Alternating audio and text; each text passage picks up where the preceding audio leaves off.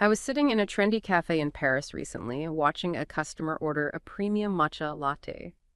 She seemed completely enamored with the aesthetic of it, filming the process on her phone, zooming in on that vivid electric green powder, captioning it with words like wellness and zen. She was visibly excited to consume this piece of Japanese culture, but then came the actual tasting. The moment that frothy green liquid hit her tongue, her expression shifted instantly. It wasn't disgust exactly, but a primal, instinctive recoil. She immediately walked back to the counter and asked for 2 pumps of vanilla syrup to smooth it out. To her, that underlying bitterness was a defect, a harsh edge that needed to be masked so she could enjoy the drink. That reaction makes perfect biological sense. Evolution teaches us that bitterness is a warning signal, a sign of poison, a command to stop eating. But watching her drown that drink in sugar, I realized she had inadvertently destroyed the very soul of the tea. She had removed the tension. In Japan, bitterness isn't a flaw to be fixed. It is a flavor to be listened to. It is the shadow that gives the light its shape. While the green powder has traveled the world, I began to wonder if the true essence of nigami, the quiet, dignified mystery of bitterness, has been left behind. That anecdote it perfectly frames our whole mission for this deep dive. Right. We aren't just talking about a taste or, a popular drink. Yeah. We are really exploring a profound, deep-seated cultural transformation. Yes. The real question is this: how does a flavor that the human body evolved to immediately reject, that primal bitterness, how does that become elevated to a philosophical cornerstone, a core aesthetic principle, and now a global commodity worth billions? It's just remarkable the way that one single flavor carries so much complex cultural and now commercial baggage. We have to unpack the deep history of nigami, of bitterness in Japanese life. We do. We're going to be navigating from, the austere silence of the tea room through the very complex rules of washoku cuisine. And we're going to end up squarely in the modern demands of global fine dining. And we have to look at the cultural friction that happens when these profound traditions meet international commercial success. Exactly. And to understand why that woman in Paris reacted the way she did, we have to start with the fundamental science of taste. Because that recoil you saw, that's the biological default for every single human palate. It's an instinct forged over millennia. Okay, so let's unpack that biological default. We are essentially hardwired to seek out sweetness and fat. They're caloric rewards, signals of safety. Right. Bitterness, or nigami, carries the evolutionary weight of danger. That's absolutely correct. Biologically, the human tongue is incredibly sensitive to bitterness. We have something like 25 different types of bitter taste receptors. 25. Yeah. Compare that to only 1 receptor for sweetness and 2 for umami. And you have to ask, why the overkill on bitter detection? Well, it's because it is the evolutionary warning signal. It's a dedicated high alert system then. What specific kinds of toxins was this system designed to flag for us? It was mainly designed to detect plant alkaloids. These are the defense chemicals that plants produce to stop herbivores from eating them. Things like quinine, strychnine, even tiny amounts of cyanide. They all have distinct bitter profiles. So in nature, a bitter taste often means, pretty simply, don't eat this. Don't eat this, exactly. The aversion develops specifically to detect potential toxins, or dokusei, as they'd say in Japan. And that explains the strong aversion we see, especially in children, right? They're just biologically wired to crave sweetness for energy, for growth. We see this play out every single day when we try to introduce, complex bitter vegetables or yasai. Yes, and children, being smaller and more vulnerable, have an even more pronounced aversion. They have less mass to dilute a potential poison. It's a pure survival mechanism. So the taste for things like broccoli or dark chocolate or even tonic water, that's almost entirely an acquired taste. It's a form of social learning. We're overriding a primal instinct, usually because we learn that the bitter thing won't actually kill us, and in fact might even be beneficial. That need to override the primal instinct. That brings us right to the Japanese lexicon, doesn't it? English uses one single sweeping word, bitter, for everything from stale beer to strong medicine. Right. But the Japanese language seems to have cultivated a much more sophisticated vocabulary to manage and even accept these difficult tastes. They absolutely have. The fact that they use these nuanced terms suggests that the flavor isn't just a warning sign, it's an accepted part of the sensory landscape. Yeah. The general sort of catch-all term for that harsh bitterness is nigami. Okay, nigami. That's the word you'd use for the unadulterated flavor of, say, strong coffee, high cocoa baking chocolate, or the famous Okinawan bitter melon, Goya. And what's so fascinating is the root kanji of nigami. It's not just about the taste itself. No, that root kanji is incredibly powerful. It also means to suffer, pain, or to experience hardship, kurushi. The implication there is profound. What is the implication? That by willingly ingesting nigami, you are accepting a minor, transient form of hardship. This links the taste directly to spiritual concepts in Zen Buddhism, where hardship and austerity are seen as paths to wisdom. It positions bitterness as a teacher, not an enemy. So it's not just a flavor profile. It carries an emotional, a philosophical weight that implies maturity, sophistication. But then there's the second term, shibumi. This one seems to go beyond just a physical sensation. Shibumi is, it's often translated as astringency. Astringency. Yeah, that specific mouthfeel. It's strongly associated with high-quality green tea, like matcha, or that slight drying sensation you get from an unripe persimmon or red wine tannins. It's a physical sensation that causes a slight sort of pleasing pucker or dryness in the mouth. And how does that sensation differ from the core nigami? I mean, fundamentally. Well, nigami is typically detected at the back of the tongue, and it's often associated with the lingering, unpleasant aftertaste if it's not balanced. Shibumi, the astringency, is more of a textural drying sensation across the entire mouth. Huh. And critically, shibumi isn't just physical. The term is culturally loaded. It signifies subtle elegance, restraint, quiet austerity. It's a sensation that's appreciated because it's complex and unflashy. It's not a harsh chemical warning that makes you want to spit something out.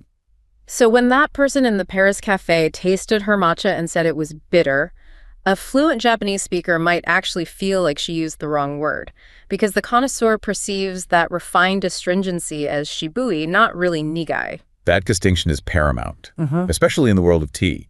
Our sources confirm that high-quality matcha, things like yokuro, or that intensely prepared thick tea, koicha, they're described as shibui astringent, but definitely not overly nigai. Okay, so this is where we need to get into the technical mechanism. Why is high-quality tea less bitter and more umami forward? It all comes down to the science of shade growing. Shade growing. Traditional high-quality matcha is shade grown for about 3 weeks before harvest. This process, Uichi Saibai, serves two critical biochemical purposes. First, when it's deprived of intense sunlight, the tea plant dramatically ramps up production of L-theanine. And that's the amino acid that gives you that smooth, calming energy. Exactly. And L-theanine is what gives the tea its rich, savory umami flavor. So the more umami, the higher the quality. What about the bitterness? Well, the second key effect is on the bitterness compounds. Sunlight accelerates the conversion of L-theanine into catechins, specifically EGCG. The antioxidants. Powerful antioxidants, yes. But they are also the primary source of bitterness and astringency. So by reducing sunlight, the farmers inhibit this conversion. They preserve the L-theanine, maximizing the umami and minimizing that harsh back-of-the-tongue nigami. The shibumi is still there, but it's balanced by this smooth, almost sweet umami complexity. And that biological and chemical contrast, that balance between the nutrient-rich bitter parts and the savory sweetness, is basically the foundation of washoku, traditional Japanese cuisine. Yes. The whole philosophy of washoku is often described as a cuisine of subtraction. Subtraction. The goal is typically to intentionally minimize excessive distracting flavors, the harshness, the extreme bitterness, the overwhelming salt, to elevate the natural, subtle perfection of the ingredient, especially its umami richness. Okay, so if they're subtracting harshness, why keep nigami in the picture at all? Because of the essential contrast principle. Nigami is one of the 5 fundamental tastes, the gomi: salty, sweet, sour, bitter, and umami. If you remove all bitterness, the food becomes flat. It becomes one-dimensional.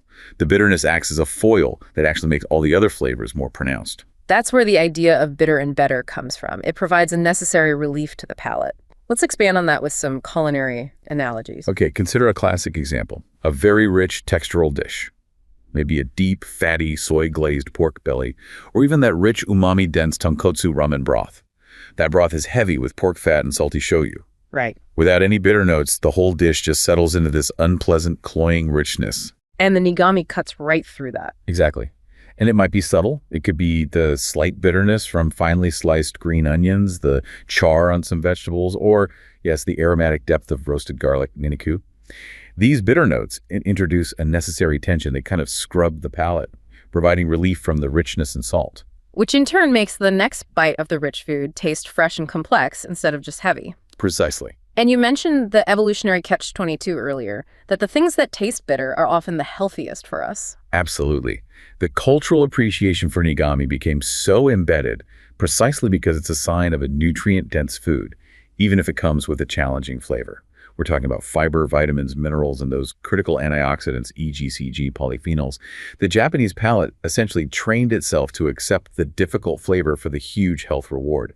It's a rational, acquired taste rooted in both nutrition and philosophy. And the moment that cultural appreciation transforms from just food into high art, into a philosophical system, that's the tea ceremony. It stops being about a beverage and starts being about a way of life, or sado. That is the core transition.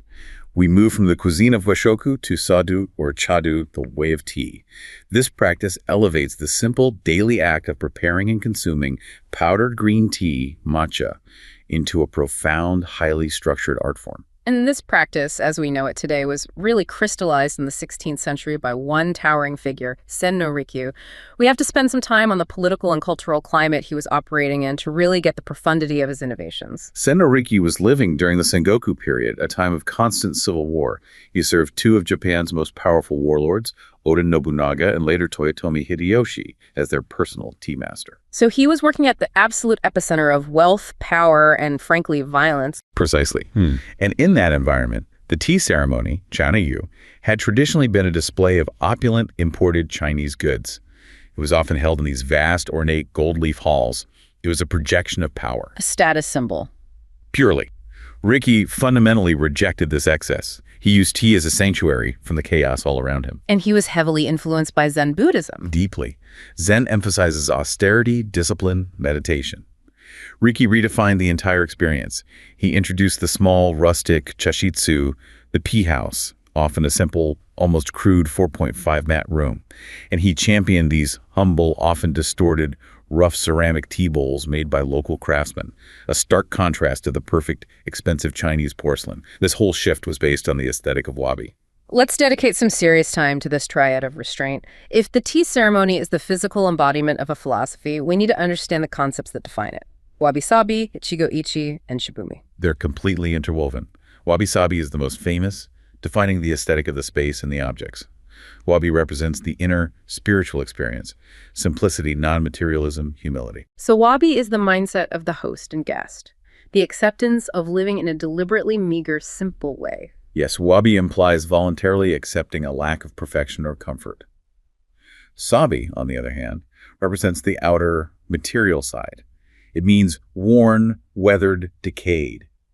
It's about finding beauty in the natural process of wear and transience. So together, Wabi Sabi is about finding a profound, quiet beauty in imperfection. In imperfection, in completeness, and the natural passage of time. I often think of it as the difference between a brand new, perfect wooden bench and an old one with a few coats of paint peeling off and a slightly bowed seat. The new one is functional, but the old one has sabi. That is a perfect illustration. The beauty of sabi lies in its history. It suggests an elegance that's been tested by time. This was Riki's conscious rejection of the flashy, high-shine Chinese art forms that were so popular. And by embracing imperfection, a slightly warped bowl, a cracked piece of lacquer, it served as a powerful reminder to cherish one's own unpolished, unfinished nature. Which is seen as the first step toward spiritual awakening, or satori. And shibumi is related to sabi, applying that subtle, difficult elegance to everyday objects. Absolutely. Shibumi is an aesthetic taste that permeates all levels of Japanese society. It's often characterized by modesty, restraint, and an austerity that is both functional and deeply refined. An object that is shibui is not flashy. Its beauty is quiet. It requires time and attention to really appreciate. I remember reading about the debate in the mid-20th century about whether shibumi could apply to modern mechanistic designs like the Bauhaus style. That seems like a massive philosophical leap from a rustic tea bowl. It was a huge debate, especially in the West. Critics like Elizabeth Gordon, the very influential editor of House Beautiful magazine, argued passionately against blending Japanese aesthetics with what she saw as cold industrial modernism. She felt shibumi was intrinsically humanistic, natural, tied to nature. Exactly. The philosophical opposite of the Bauhaus, less is more, which she saw as sterile and mechanistic. But the Japanese quickly integrated those concepts, which suggests they saw the underlying similarity in the principle of restraint. They did. Japanese designers realized that the core principle of shibumi modesty, The removal of the superfluous was perfectly compatible with modernist minimalism. We see this influence in German designers like Dieter Rams. Oh, sure. His famous design principles, good design is unobtrusive, neutral, and restrained. They align perfectly with the subtle elegance and humility implied by shibumi. And you see this restraint beautifully in contemporary Japanese industrial design. I mean, think of the works of Noda Fukasawa, famous for the Muji CD player. That CD player is a classic example of shibumi in a machine-made object. It's light gray, perfectly simple, no visible buttons. You pull the string to turn it on. Right. It relies not just on negative space, but on simple, subtle form that eliminates all excess. This stripping away of features leaves only what's essential. It reflects that Zen-inspired call for humility, even in a utilitarian object. This philosophy of simple functional beauty was also championed by Sosetsu Yanagi, wasn't it? Yes. Yanagi was the key figure behind the Minjie movement, the folk crafts movement, in the early 20th century. He championed the beauty of ordinary, anonymous, handcrafted objects used by common people. Not the expensive artist-signed pieces? No. His philosophy was that true beauty resided in the functional, simple items of daily life. They often embody an unconscious beauty that arose naturally from their purpose. That is the heart of shibumi, a humble, unpretentious elegance. So whether it's a rough-hewn tea bowl or a clean, simple CD player, the value system elevates restraint and austerity. Now, let's bring this philosophy back into the tea room and connect it to the most critical element of the ritual, Ichigo Ichi. Ichigo Ichi. It is perhaps the most profound concept. It literally means one time, one meeting. One time, one meeting. This core philosophy mandates that every single tea gathering must be treated as a unique, non-repeatable event. It demands your full, complete, and present attention because this exact moment will never happen again. And this is where the nigami of the tea acts as the physical, sensory anchor for that spiritual philosophy. Precisely. The intense, challenging bitterness of the matcha is the tool used to enforce presence. When you're confronted with a flavor that requires such focus to consume without recoiling, you cannot think about your emails or your stress or your debts. The bitterness forces you to stop external thought. It forces you to pay full attention to the texture, the heat, the color, and the simple shared moment. It's a spiritual practice embodied entirely in a physical flavor. And the culmination of this demanding ritual is the serving of koicha. This is where the bitterness is at its absolute peak. Koicha, or thick tea, is the most formal and intense part of a gathering, a chaji. It requires about 3 times the amount of tea powder as the common thin tea yusucha. And it's not whisked into a froth. No, it is kneaded with a bamboo whisk that chasten until it becomes a dense, viscous liquid. It's often described as having the consistency of warm oil paint or thick pea soup. That texture alone sounds demanding, never mind the flavor. The flavor is strong, profoundly umami-rich, savory, and intensely astringent and bitter. It's a shared experience, too. Historically, one bowl is passed among several guests, a ritual believed to have been introduced by Sendo Riki himself. This sharing heightens that sense of communal responsibility and mindfulness required by Ichigo Ichi. So how do you handle that intensity? Guests are served the traditional seasonal confections, wagashi, beforehand? This has to be a critical component of the flavor architecture. It is essential. The wagashi are designed to be beautiful, seasonal, and subtly sweet. Crucially, they're served before the matcha nut with it, like a Western dessert. They're engineered to coat the palate just enough to meet the intensity of the matcha halfway without overpowering it. It's that essential flavor harmony, sweetness x bitterness. Yes. The sweetness gives the nigami definition, and the bitterness prevents the sweetness from becoming cloying. It creates that specific harmony where the bitterness lingers just long enough to give the sweetness meaning, like the shadow in a painting that provides perspective and depth. Even the physical space, the simple 4.5 mat chashitsu, encourages the slow, mindful movement required to appreciate this delicate, necessary contrast. This quiet, dignified, philosophical tension, this appreciation for nigami, that is the soul of the tea. But now, that exact same product, the powdered green tea, has just exploded onto the global stage, often completely stripped of that philosophical tension. That is the core conflict of matcha's global scale. The commercial explosion is fueled by a whole confluence of factors. Yeah. Its vibrant, Instagrammable color, its powerful health and wellness associations, and its efficiency as a versatile base. It has fundamentally shifted from a meditative ritual element to a highly customizable lifestyle accessory. We mentioned the health aspects, but let's dive deeper into why modern consumers are gravitating towards it over coffee. What is L-theanine actually doing for the user? L-theanine is the key differentiator. It's an amino acid unique to the tea plant, and it acts as a mild central nervous system depressant. Not in a sedative sense, though. No, not at all, in a calming sense. When you ingest it with caffeine, L-theanine crosses the blood-brain barrier, and it works synergistically to modulate the effects of the caffeine. So it smooths out the jitters. Precisely. Caffeine gives you the alertness and energy spike by blocking adenosine, but L-theanine promotes alpha brainwave activity, which is associated with a state of alert calm. It's similar to meditation. The result is sustained energy without the anxiety, without the crash, without that hyper-stimulated feeling you can get from pure espresso. And that's a huge draw in high-stress modern life. Huge. That functionality, combined with the social media virality, it's driving astronomical growth. We see cafe chains reporting massive sales figures. Black Sheep Coffee, for instance, reported a staggering 315% increase in sales of their matcha and lemonade-based drinks, which shows that global ice consumption is far outpacing the traditional hot preparation. And the data suggests the global matcha market is projected to grow by over 8% annually through the rest of the decade, reaching into the multi-billions. But this demand creates an immediate severe problem: authenticity versus scalability. High-quality Japanese matcha production is so intensive, so limited. It's shade-grown, hand-picked, steamed immediately, dried, and then stone-ground in very small batches. The process is meticulous, and the yield is low. And compounding this issue is the aging demographic of Japanese tea farmers.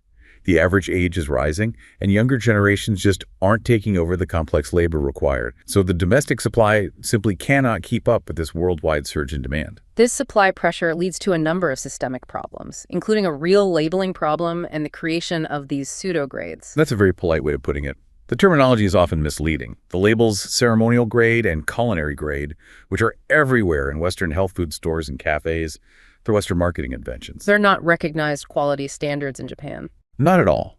Real quality is graded by specifics. Wow. Harvest time, color vibrant green, not dull or yellow smell, and flavor balance. And the dilution of nigami is the core issue here. When the tea is excessively sweetened and flavored in these massive lattes with sugary syrups or cut with other powders, it loses what you called its spine. The clean, quiet edge, the nigami and shibumi, that's what holds the flavor upright.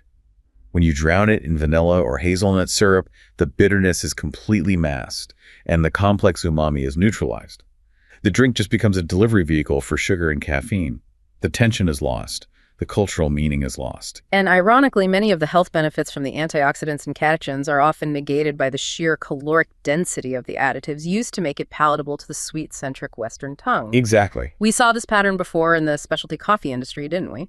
The early 2000s were dominated by overly sugary flavored lattes, which slowly gave way to a third-wave appreciation for single origins, precise brewing, and the inherent flavor of the bean. Is the matcha market following that same maturity roadmap? Market trend analysis indicates a clear, accelerating shift toward what's being called Matcha Renaissance 2.0. Matcha Renaissance 2.0. Consumers are maturing quickly.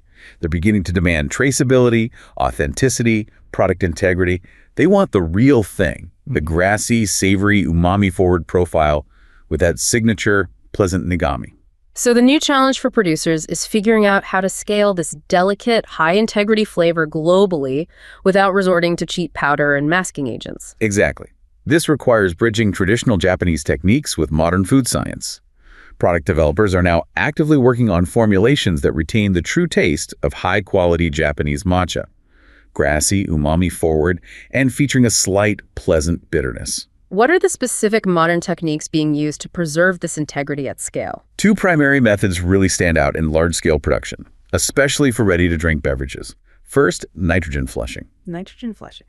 Since matcha powder is incredibly sensitive to oxidation, which makes it turn dull, and bitter producers are flushing containers with nitrogen, which is an inert gas, to replace the oxygen and preserve the vibrant color and delicate flavor during packaging. Okay, that protects the powder before it's used. What about protecting the flavor in the liquid product? That's where flavor encapsulation comes in.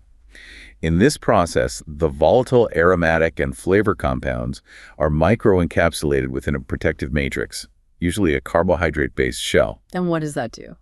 It ensures that the grassy, fresh flavor profile and that subtle nigami spine is retained for months. It allows producers to create shelf-stable products that still taste authentic when you open them. It's bridging tradition with the modern consumer demand for wellness products on the go. This respect for nigami, not just as an aesthetic concept, but as an inherent source of value, takes us straight into the world of Japanese high gastronomy, washoku, where this complexity is deliberately sought out and used. Absolutely. The holistic framework of washoku is crucial here. It explicitly demands the harmonious interplay of all 5 fundamental tastes. The gome: salty, sweet, sour, bitter, and umami. A dish is not considered complete or sophisticated unless all 5 are represented and interacting harmoniously. So in contemporary fine dining, this means bitterness is no longer something to be masked. It's a layer of sophistication that challenges the palate, moving away from the conventional sweet-centric Western approach. Western palates, historically, have favored immediate, simple pleasures: sweetness, high-fat salt. Bitterness requires a moment of pause, a slight adjustment, which is precisely why it's prized in advanced gastronomy. It serves to stimulate the palate, opening up receptors and making the diner pay attention. It mirrors the spiritual function it serves in the tea room. Exactly. And the most famous regional cuisine for unashamedly embracing this bitter profile is the cuisine of Okinawa. Okinawa is a fascinating case study in culinary health and longevity. The regional cuisine there heavily embraces nigami, notably through the frequent and heavy use of goya, or bitter melon, in many of its most famous dishes, like chanpuru.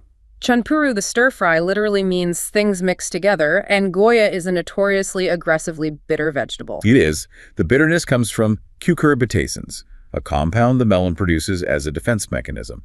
But the Okinawans have cultivated several varieties that, while still bitter, are highly nutrient-dense.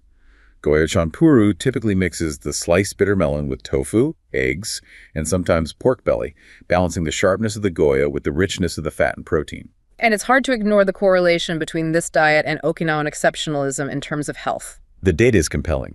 Okinawa boasts one of the highest average life expectancies globally, around 84 years, with exceptional rates of centenarians, far surpassing most other industrialized nations. Wow. The high nutrient and antioxidant content of these bitter foods, coupled with a high vegetable and legume diet, strongly suggests a direct link to wellness and longevity. They've cultivated not just an acceptance, but a reliance on this taste profile for sustained health. Beyond vegetables, nigami even branches into the world of heat. Karami, or spiciness, is considered a related profile, sometimes a subcategory of bitterness or astringency in Japanese cuisine. That's right. While Japanese cuisine isn't generally focused on sustained heat like, say, Southeast Asian cooking, it uses spiciness in specific, highly intense forms to deliver a shock to the system. The most basic form is togarashi, chili peppers, whether as the single pepper spice, ichimi, or the more complex shichimi. Shichimi is a beautiful example of complexity. It's not just heat, it's a whole flavor landscape. It is a study in texture and aroma. A classic shichimi togarashi blend includes the chili powder for heat, but also elements that enhance aroma and texture. Black sesame seeds, dried citrus peel, hemp seeds, dried seaweed, and often sanshu, Japanese pepper, for a tingling sensation. So the combined effect is an aromatic blast that's sharp and intense. It leverages both the heat and the subtle bitter notes of the citrus rind and pepper. And then there's the truly aggressive Okinawan sauce that leverages both extreme bitterness and heat at the same time. You're talking about kujagusu. It's a classic local condiment. Okinawans take extremely hot chili peppers and infuse them in awamori liquor. And awamori is a rice-based distilled spirit. Potent. Very potent, often bottled at over 60 proof, sometimes up to 120 proof. It's a perfect solvent for those capsaicinoids. The peppers are left to soak for at least 10 days, sometimes weeks, allowing the capsaicin, the heat, and the other complex bitter alkaloids to fully leach into the spirit. So the resulting condiment isn't just spicy. None at all. It delivers a sharp, unapologetic shot of pure karami and nigami when you dash it onto champuru or noodle dishes. It's an intense, volatile flavor experience designed to cut through fat and salt immediately. That seems like a perfect example of contemporary chefs using bitterness not for subtle balance, but for deliberate, challenging impact to elevate the sophistication of a dish. It is precisely that. And we see this sophisticated use of bitterness being adopted in fine dining globally, moving beyond just using bitter greens. Contemporary Japanese chefs are actively bridging traditional nigami knowledge with modern gastronomy. Give us a tangible, high-end application, one that illustrates the calculated risk of using nigami to cut through richness. Okay, consider the use of wild, seasonal vegetables known as sansai, or mountain vegetables. These are often inherently bitter and sharp, signaling their wild origins. A perfect example is fuki miso, which uses the buds of the butterbur plant, puki, mixed with miso paste. These buds are known for their sharp, medicinal, unapologetic bitterness. So how would a chef integrate that into a luxury dish? A chef might serve a small, concentrated portion of fuki miso alongside an extremely rich cut of wagyu beef, maybe grilled over charcoal. Instead of just being a side garnish, the sharp nigami note performs a crucial function. It acts as a highly sophisticated palate cleanser. It slices through the intense marbling and richness of the wagyu fat. It resets the palate completely. So instead of the fat overwhelming your tongue, the bitterness provides an opposing force that makes the richness manageable. It transforms what might otherwise be considered a flaw in conventional Western cooking, an aggressive, bitter flavor, into a feature of sophistication. Exactly. It transforms the complexity from simple hedonistic pleasure into an adult flavor experience.